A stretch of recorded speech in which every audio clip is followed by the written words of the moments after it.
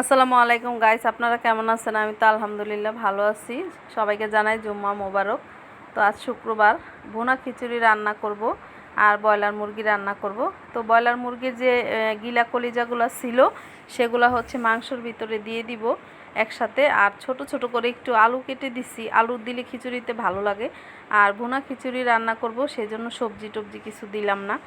তো যাই হোক, বসিয়ে দিছি। আগেই আমি গিলা কলিজাটা রান্না হয়ে গেছে কষানো। আর এখন হচ্ছে চাল আর ডাল দিয়ে দিলাম। এখানে 1 কেজি পরিমাণে ভাতের যে ডিম চাল আমরা খাই সেই ডিম চালটা দিয়েছি। আর এখানে ডাল দিছি হাফ কেজির থেকে একটু মানে কম হবে অথবা বেশি হবে এরকম। তো ডাল দিয়ে দিছি, দিয়ে তারপরে হচ্ছে ভালোভাবে এটাকে লাড়া দিয়ে মিক্স করতে হবে। আর মাংস রান্না করছি হচ্ছে মুরগির মাংস রান্না করি যেই ঘরে মশলাগুলো দিয়ে, সেগুলো দিয়েই রান্না করছি। এখানে দিছি হচ্ছে আমি কাঁচামরিচ, পেঁয়াজ, তারপরে দারচিনি, এলাচি, তেজপাতা, হলুদের গুঁড়া, মরিচের গুঁড়া, ধনিয়া গুঁড়া, আর হচ্ছে মাংসের যে মশলাটা আমি ঘরে তৈরি করি সেই মশলাটা দিছি, দিয়ে লবণ দিছি, আদা রসুনের পেস্ট দিলাম, দিয়ে সব কিছু দিয়ে হচ্ছে গিলা কলিজাটা আর আলুটা একসাথে কষিয়ে নিছি। তারপরে হচ্ছে ডাল চাল ধুয়ে দিয়ে দিলাম। আর এখানে গরম পানি দিছি। আজকে পানিটা কিন্তু আমি মেপে দেইনি, আইডিয়া করে হচ্ছে দিয়ে দিলাম পানিটা। তো এটা দিয়ে হচ্ছে খিচুড়িটা একদম ঝরঝরে সুন্দর করে একদম ঝরঝরে হবে। আর আজকের খিচুড়িটা এত ঝরঝরা হয়েছিল কি বলবো, আর অনেক টেস্টি হয়েছিল। তো এই তো মরিচটা দিছি, মরিচের একটা বটু রয়ে গেছিলো দেখিনি, তো সেটা উঠিয়ে ফেলে দিলাম। আর এইভাবে খিচুড়ি খেতে কার কার ভালো লাগে কমেন্ট করে জানাবেন। আর এই তো লবণ দিয়ে দিলাম স্বাদ মতো, সব কিছু দিয়ে ভালোভাবে আবার একটু লাড়া দিয়ে দিলাম, লবণটা মিক্স করে দিলাম। আর এখন দিয়ে দিব সামান্য একটু টেস্টিং সল্ট। টেস্টিং সল্ট আপনারা চাইলে অ্যাভয়েড করতে পারেন, আমি দিলাম। খিচুড়িতে টেস্টিং সল্ট দিলে কিন্তু খিচুড়ি খেতে ভীষণ মজা হয়। আপনারা যেই খিচুড়ি রান্না করবেন, পাতলা খিচুড়ি রান্না করলেও একটু টেস্টিং সল্ট দিবেন, দেখবেন অনেক মজা হবে। আর এই তো আমি গিলা কলিজাটা দিছি যাতে খিচুড়িটা একটু বেশি টেস্ট হয় সেই জন্য। তো যাই হোক, ঢাকনা দিয়ে ঢেকে দিলাম। আর এই যে পানিটা শুকিয়ে গেছে, কিছুক্ষণ পরে আবার ফিরে আসলাম।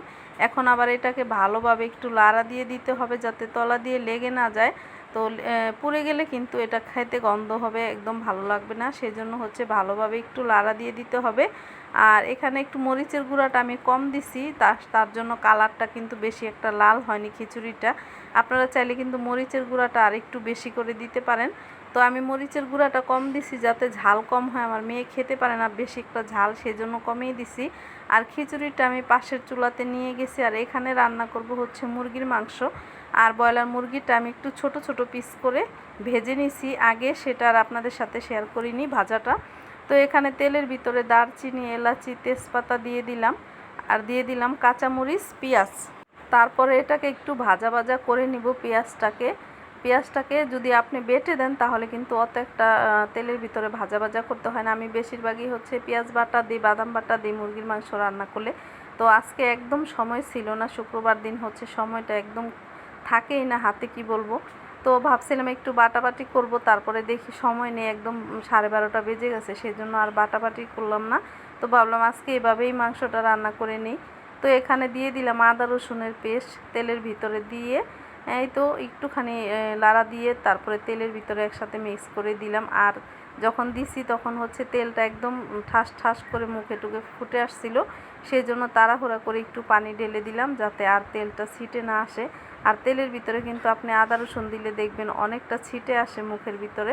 তো যাই হোক, এটা কিন্তু একটা রিস্ক, সেই জন্য আপনারা কিন্তু চাইলে পানি দিয়ে তারপরে আদা রসুন দিতে পারেন।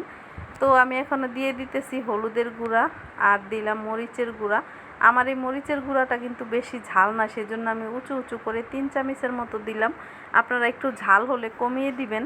আর দিয়ে দিলাম ধনিয়া গুঁড়া 2 চামচ, তারপরে দিলাম স্বাদ মতো লবণ, দিয়ে এগুলাকে ভালোভাবে একটু লাড়া দিয়ে দিতে হবে। আর মাংসের মশলা দিয়ে দিলাম, ঘরে যেই মশলাটা আমি মাংস রান্না করার জন্য তৈরি করি, আমার ভিডিওতে দেওয়া আছে, আপনারা চাইলে দেখে নিতে পারেন। তো এই মশলাটা দিয়ে যখন আপনি মাংস রান্না করবেন এত সুন্দর ফ্লেভার বের হয়, কি বলবো।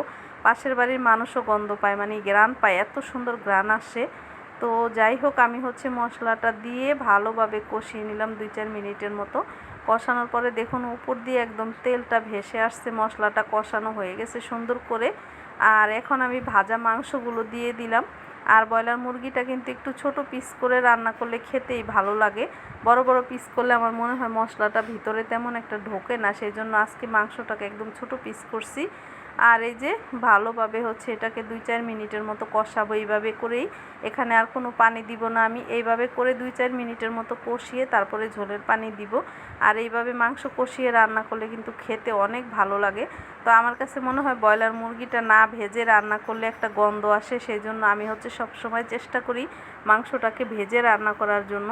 আর আমি যখন ভাজি তখন এই মাংসটার সাথে আদা রসুনের পেস্ট, হলুদের গুঁড়া, মাংসের মশলা দিয়ে ভালোভাবে এটাকে মেখে 5 মিনিটের মতো রেখে দিই, অথবা সাথে সাথে অনেক সময় ভেজে তারপরে রান্না করি।